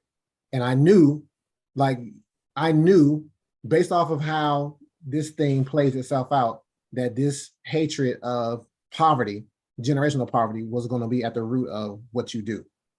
Because it speaks very clear your passion as to what you're doing and why you're doing it with your wife. I want to speak to that. I actually have three things. So that's the first thing. That's huge. That's huge. It is. The second thing is this. This is something that you have brought out that I've never realized before. You've heard the expression, you can't pour new wine into old wineskin. You help me understand the next level of it, because old wineskin can't keep the contents that you pour into it, and it'll begin to kind of leak out or get leached out. But when you have, here's the thing, that God wants to put us in positions of overflow. When you have new wine being poured into new wineskin, it can reach its capacity and then overflow from the top. So that then you create this position where Jesus is like, yeah, even the dogs get the scraps, and understand that first I got to pour it into the wineskin first. That's its origin. That's not the origin. That's its destination, is the wineskin. Once it gets to the top though, and it can't contain anymore, then the overflow goes to whoever else is outside of the wineskin. And so never put those two things together until you spoke that. So that he kept focusing on this overflow thing. So I appreciate that, because it's very much about, what do you do with the overflow? Do you just take it and get drunk off of it, or do you take it and give it to those who have the need, right? Because wine it can cure ailments in the right proportion, but it can create ailments in the overflow if you just drink it and consume it for yourself. So it even happens a little bit of extra. Here's the place where I want to end though, because God prophetically began to show me some things about you, about where you can take your business to next. And you have to let me know if this resonates with you or not. Even as you're acquiring real estate, even as you are investing in real estate, I see this other part of your passion, this thing of, I hated what cocaine and drugs did to my father and did to others in his generation during this crack epidemic. I see you taking some real estate and creating a clinic out of it, to give people a place to come and get clean. Like, just like you had the trap house, I don't know, the exact opposite of the trap house is a clinic where addicts can come and get clean, and not just get clean physically, but get clean spiritually as well, because you have access to other people's genius like Larry Henderson and Stanley Parrish, who can come in and minister to these people so that they can see the spirit behind this generational poverty and the systems that are against them, and begin to war against them effectively and be delivered from them effectively, and then begin to transform the community around you by multiplying those clinics in the communities where they're needed. That's where I see Team to Wealth doing a new thing that maybe you haven't considered doing even in the now. Wow. That's really different, man.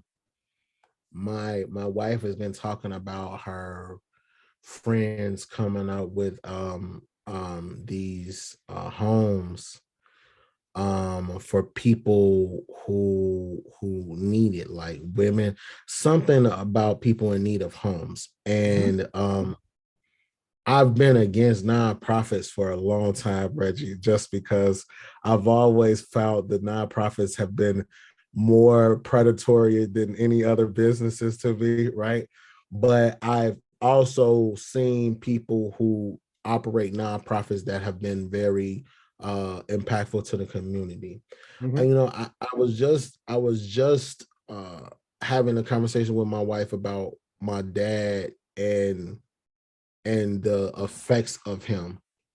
And I think that if he was aware of the impact that he had, I think it would have definitely helped him fight more.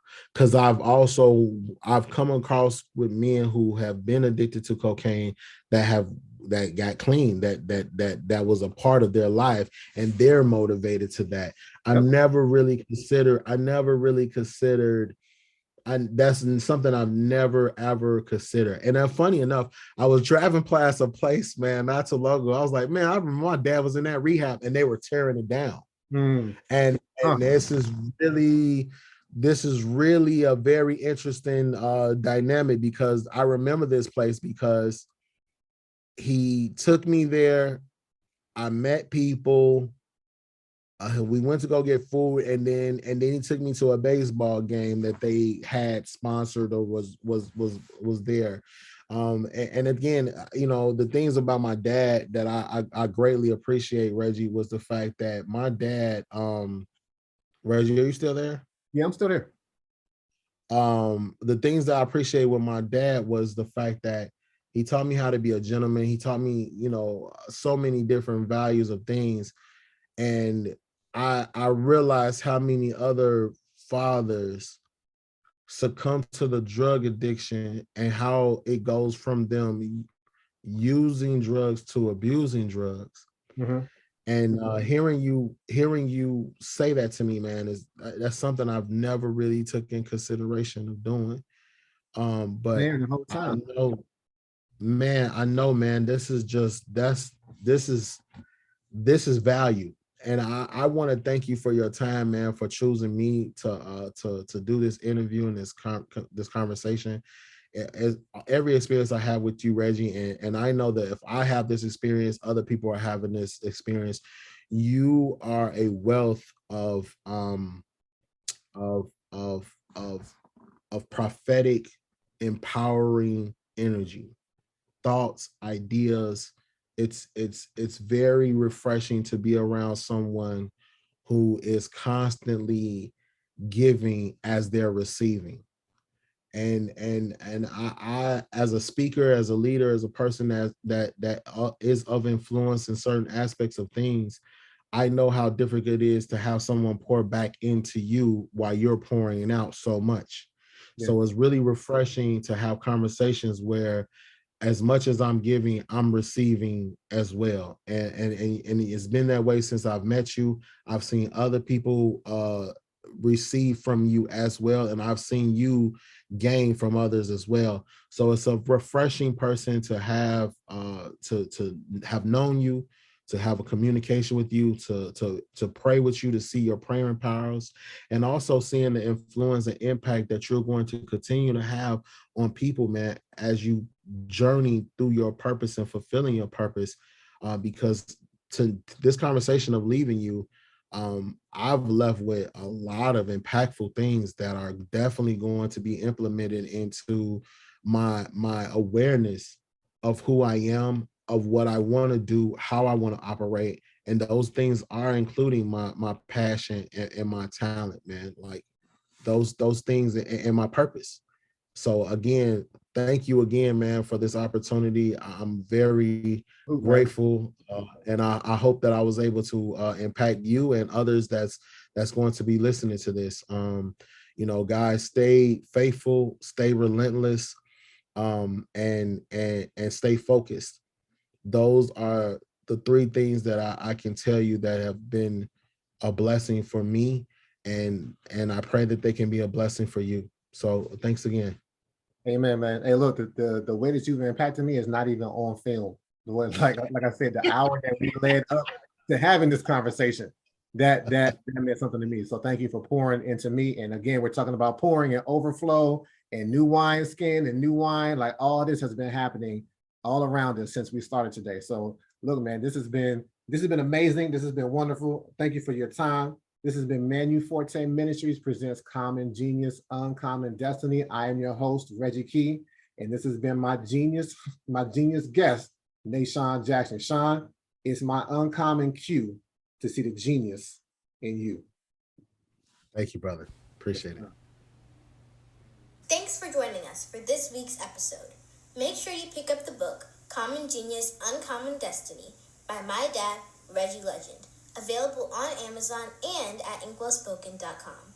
Connect with us at inkwellspoken on all social media platforms. If you enjoy our content, don't forget to like, subscribe, and hit the notification bell so you never miss an upload.